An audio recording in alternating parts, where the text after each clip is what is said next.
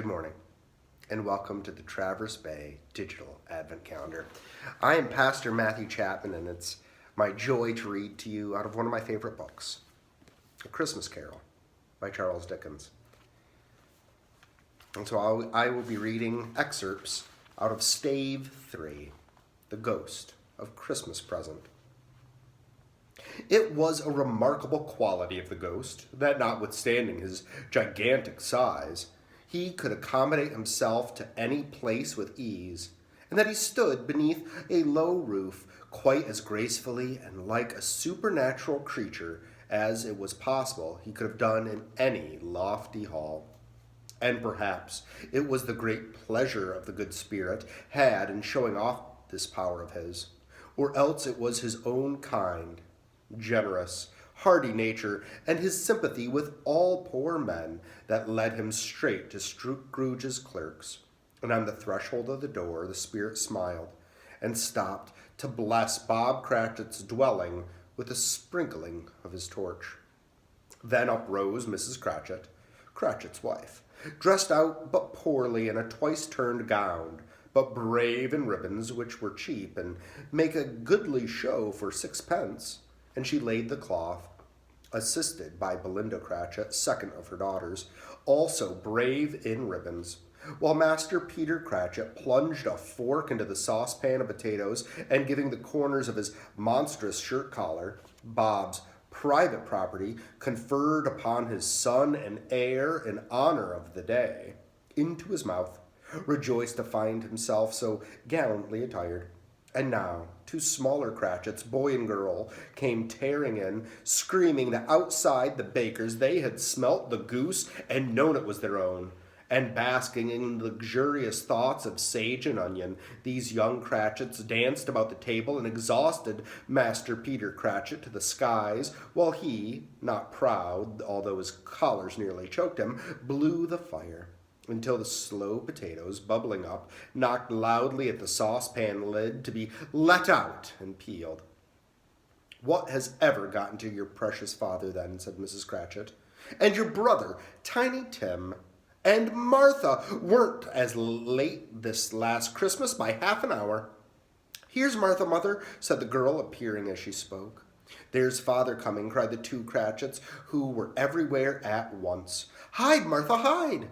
So Martha hid herself, and in came little Bob, the father, and with his threadbare clothes darned up and brushed to look seasonable, and Tiny Tim upon his shoulder. Alas for Tiny Tim, he bore a little crutch, and had his limbs supported by an iron frame. "Why, where's our Martha?" cried Bob Cratchit, looking round. "Not coming," said Mrs. Cratchit. "Not coming!" said Bob, with a sudden declension in his high spirits, for he had been Tim's blood horse all the way from church and had come home rampant. "Not coming on Christmas Day!" Martha didn't like to see him disappointed, if it were only a joke, so she came out prematurely from behind the closet door and ran into his arms, while the 2 young Cratchits hustled Tiny Tim and bore him off into the wash-house, that he might hear the pudding singing in the copper. "And how did little Tim behave?" asked Mrs. Cratchit, as she rallied Bob on his credulity. And Bob had hugged his daughter to his heart's content. "As good as gold," said Bob, "and better. Somehow he gets thoughtful sitting by himself so much, and he thinks the strangest things you ever heard. He told me, coming home, that he hoped the people saw him in the church, because he was a cripple, and it might be pleasant to them to remember upon Christmas Day who made the lame beggars walk and the blind men see." Bob's voice was tremulous when he told them this, and trembled more when he said that Tiny Tim was growing strong and hardy.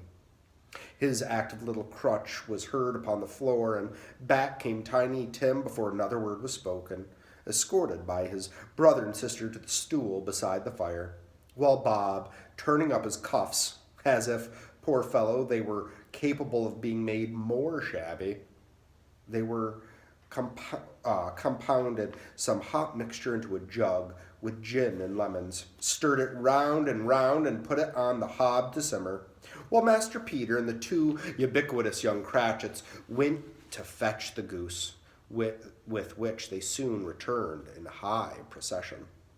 Such a bustle ensued that you might have thought a goose was the rarest of all birds, and in truth it was something very like it in that house.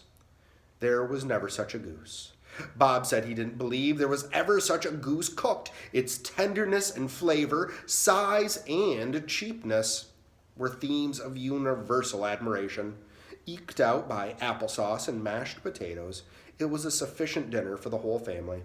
Indeed, as Mrs. Cratchit said with great delight, serving one small atom of a bone upon the dish, they hadn't ate it all at last. Yet every one had had enough, and the youngest Cratchits in particular were steeped in stage and onions to the eyebrows.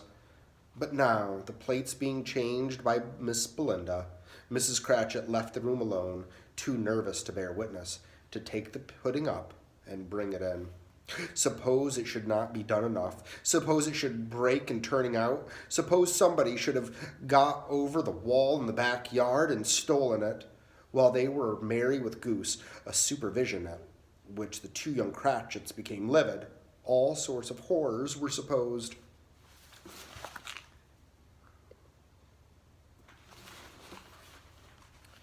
Hello! A great deal of steam. A pudding was out of the copper. A smell like washing day. That was the cloth. The smell like an eating house and a pastry cook's next door to each other was the laundress's next door to that. That was the pudding.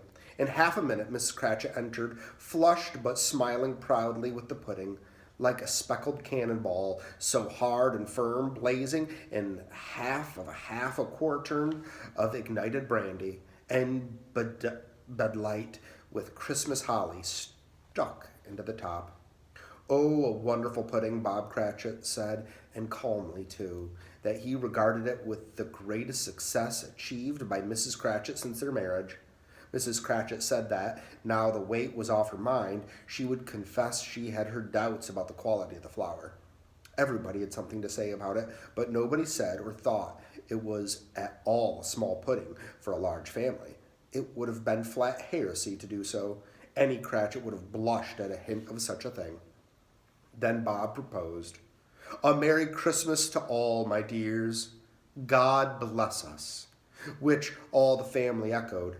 "God bless us, every one," said Tiny Tim last of all. "Spirit," said Scrooge, with great interest he had never felt before, "tell me if Tiny Tim will live." "I see a vacant seat," replied the ghost, "in the poor chimney corner, and a crutch without an owner, carefully preserved. If these shadows remain unaltered by the future, the child will die." "No, no," said Scrooge. "Oh, no, kind spirit. Say he will be spared." "If these shadows remain unaltered by the future, none other of my race," returned the spirit, "will find him here. What then? If he be like to die, he better do it and decrease the surplus population." Scrooge hung his head to hear his own words quoted by the spirit, and was overcome with penitence and grief. "Man," said the ghost, "if man you be in heart, not adamant, forbear that wicked cant until you have discovered what the surplus is and where it is. Will you decide what man shall live and what men shall die? It may be that in the sight of heaven you are more worthless and less fit to live than millions like this poor man's child. Oh God, to hear the insect on a leaf pronouncing on too much life among its hungry brothers in the dust." Scrooge bent before the ghost's rebuke, and trembling, cast his eyes to the ground.